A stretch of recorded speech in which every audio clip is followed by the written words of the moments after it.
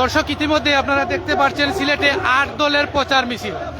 সিলেটের ঐতিহাসিক আলিয়া মাদ্রাসার মাঠে 8 দলের বিভাগীয় সমাবেশ সফল করার লক্ষ্যে সিলেটে 8 দলের প্রচার মিছিল থেকে আমরা যুক্ত হয়েছি।